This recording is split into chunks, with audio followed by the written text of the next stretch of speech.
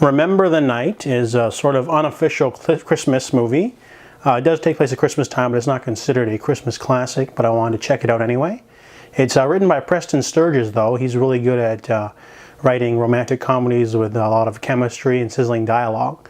So this movie's got Barbara Stanwyck in it, so I was like, I had to watch this.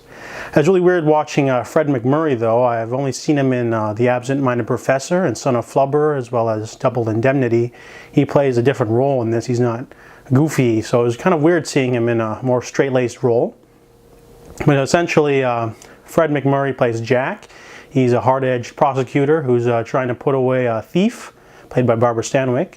She steals a diamond bracelet and gets caught at a pawnbroker like a few streets over. So he decides to delay the trial until after Christmas.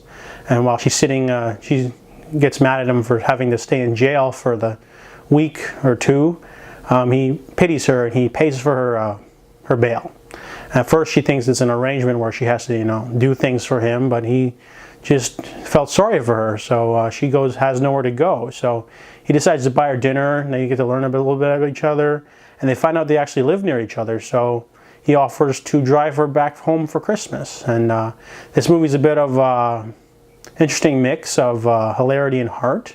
There's some nice funny set pieces in here, but it also explores some of the ickiness that can come from coming from a loving family. And the movie sort of, hits those tender parts you don't really expect it to. You think it's just going to be one of those, goofy, road trip comedies, but the movie's able to balance the sadness and the funniness. So it's definitely really interesting. The only weak part of the film would probably be the ending's a little bit abrupt. So I give Remember the Night a 7.5 out of 10.